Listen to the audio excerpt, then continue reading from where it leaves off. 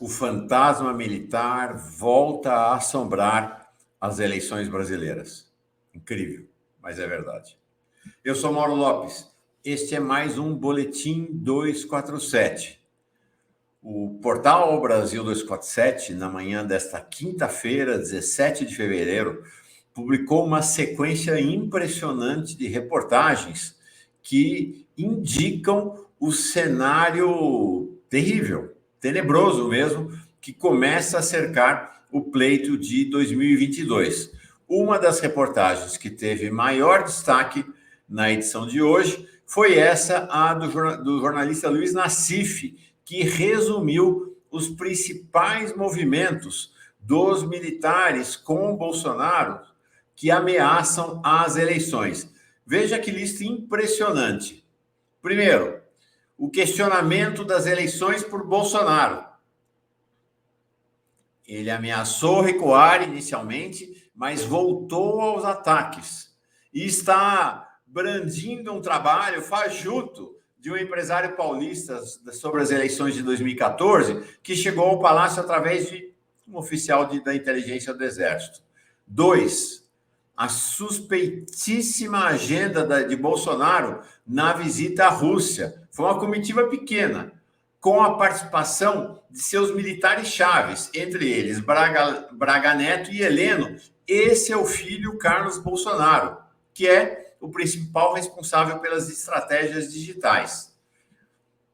Durante a agenda de Bolsonaro na Rússia, os correspondentes trouxeram uma informação de que um dos temas tratados seria segurança digital.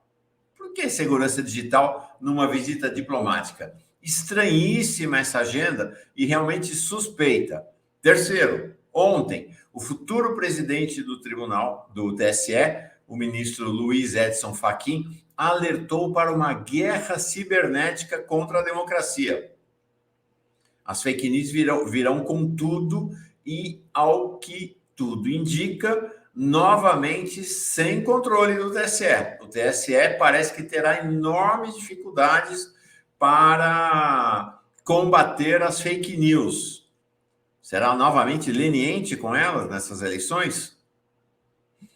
Em setembro, quarto ponto. Em setembro passado, o TSE criou uma comissão para ampliar a fiscalização do processo eleitoral.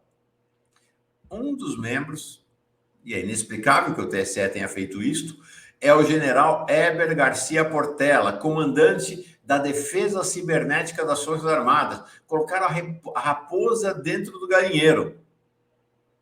O comitê foi convocado para assistir o teste de segurança das urnas. Não deu outra. O general Portela recusou-se a participar. Suspeito também, né? Quinto ponto. Uma nova manobra do Ministério da Defesa que procura a todo momento, sob o comando de Braga Neto, que o que se diz é que será o candidato a vice de Bolsonaro, desacreditar o TSE. No início do ano, quando o tribunal estava em recesso, foi enviado um questionário com várias perguntas técnicas sobre as urnas, solicitação de sigilo em relação a essas perguntas. Sintomaticamente, na semana passada, Bolsonaro voltou a atacar o TSE, dizendo que o Exército havia detectado vulnerabilidade das urnas. O TSE reagiu, divulgando o relatório, que até então era sigiloso, e mostrando que em nenhum momento nada foi questionado. Tinha só perguntas lá, e elas foram respondidas. Portanto, mais uma ameaça sobre as eleições. Sexto e último ponto. O general Fernando Azevedo e Silva, lembram dele?